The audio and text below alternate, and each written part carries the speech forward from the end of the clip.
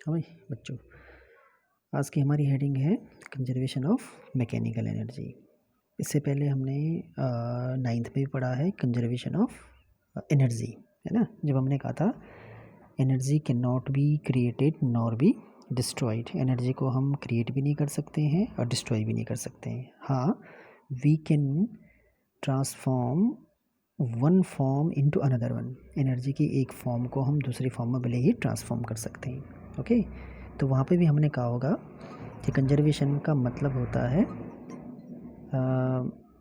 The energy remains always constant, जो energy होती है that is always constant one. But here what we are doing this conservation of mechanical energy. और mechanical energy हमें मालूम है kinetic energy और potential energy होती है। तो हम ये कहना चाहेंगे कि total mechanical energy will remain constant and total is what, K and U, K plus U, है ना। टोटल एनर्जी को हम क्या बोलते हैं? टोटल एनर्जी को हम ई बोलते हैं सपोज, और ई इज इक्वल टू होता है व्हाट, दिस के plus you, kinetic energy plus potential energy, और ये हमेशा कांस्टेंट रहेगी। और जब कांस्टेंट रहेगा तो हम कहेंगे इनिशियल और फाइनल बराबर होगा। तो वही है हमने लिखा कि kinetic energy initial plus potential energy initial का सम हमेशा kinetic energy final plus potential energy final के बराबर होगा। ओके, तो this is the conservation of mechanical energy. इसका प्रूफ करने के लिए हमने सेम जैसे 9th में किया होगा वैसे ही 11th में भी करना है कि कोई बॉडी है जिसको कि हमने h हाइट पे रखा हुआ है। ओके, h हाइट से हमने इसको फ्रीली ड्रॉप करना है। तब हमने देखना है कि suppose at an instant b पे भी रही होगी बॉडी और फाइनली ग्राउंड पे आ ही गई होगी। तो जब e पर थी बॉडी, जब b पर थी बॉडी, जब c पर थी बॉडी, तब उसकी टोटल मैकेनिकल एनर्जी कांस्टेंट है या नहीं। ओके, उसका प्रूफ हम देखेंगे। तो नॉट ओनली 3 पॉइंट्स, बहुत सारे पॉइंट्स पे सब जगह, अगर 3 के लिए ट्रू है तो सबके लिए ट्रू होगा। तो हम कह सकते हैं कि at each and every point, यहाँ से लेकर यहाँ तक जो बॉडी की मैकेनिकल एनर्जी होगी वो कंजर्व्ड है। ओके, तो लेट्स ट्राई फॉर दिस 3। तो हमने यहाँ पे पहले से थोड़ा टाइम बचाने के लिए सॉल्व किया हुआ है। देखो कि एट पॉइंट ई, और वैसे भी सेम देखना, लाइन मिलाना, जो 9th में हमने किया होगा सेम यहाँ पे किया हुआ है। ओके, तो आसान होगा बच्चों के लिए कि at point A kinetic energy is zero. Why zero? क्योंकि this is initial velocity zero है हमारी। जब हम रेस्ट से चलते हैं तो हमारी वेलोसिटी क्या होती है? ज़ीरो होती है, इनिशियल वेलोसिटी। तो वेलोसिटी ज़ीरो होने के कारण काइनेटिक एनर्जी यहाँ पर ज़ीरो हो गई है। पोटेंशियल एनर्जी बताना मैंने कहा था बड़ा आसान है, just we see the height. तो ए पर हाइट कितनी हमारी? एच है, तो पोटेंशियल एनर्जी हो जाती है M into G into H.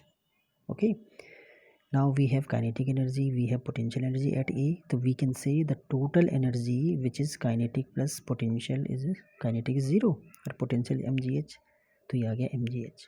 तो A पर हमें टोटल एनर्जी mgh मिल गई। एट B मैं इसको करा था, थोड़ा ओवरराइट हो गया, बच्चों ने देखना है। देखो क्या किया हमने, क्योंकि B पे हमें काइनेटिक एनर्जी है हमारे पास, बिकॉज बॉडी इज़ मूविंग, तो इफ़ बॉडी इज़ मूविंग तो काइनेटिक एनर्जी कुछ होगी, तो उसकी वेलोसिटी बताती है हमें एक्चुअली कि काइनेटिक एनर्जी कितने हैं। तो पहले वेलोसिटी निकालने के लिए हमने ऐसे किया है।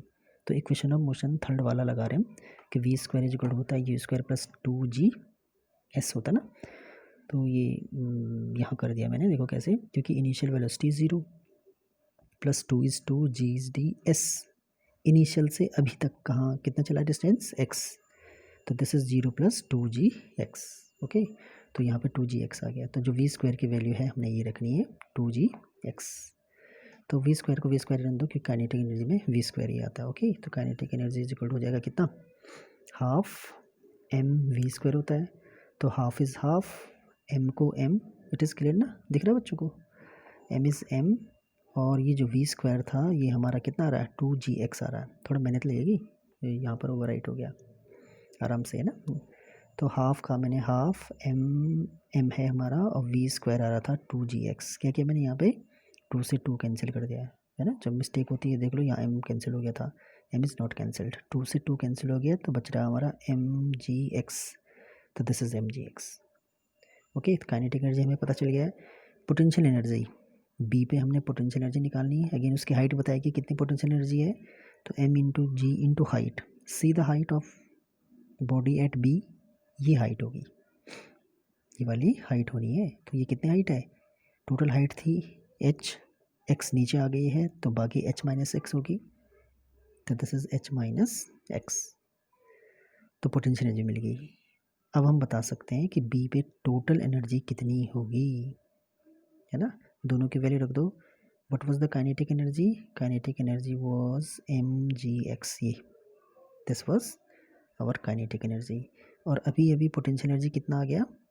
This is mg h minus x.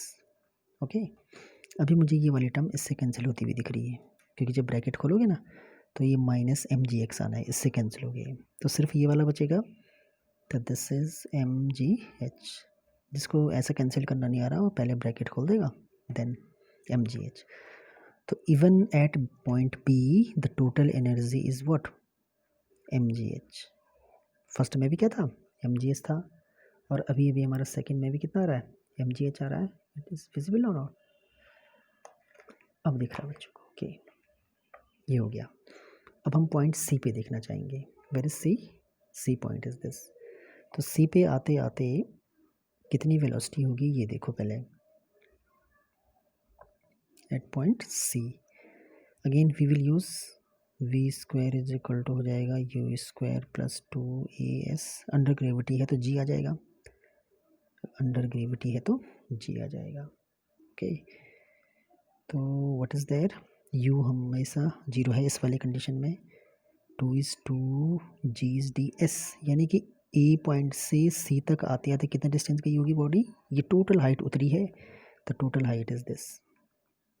तो वी स्क्वायर हमारा आ रहा है, what is this? 2gh। V square आते ही हम बता देते हैं काइनेटिक एनर्जी, और काइनेटिक एनर्जी कितनी होती है बच्चों? It is m half mv स्क्वायर। Half is half, m is m, V square कितना है अभी? 2gh, कैंसिल, तो it is mgh। This is mgh, kinetic energy हमें मिल गई।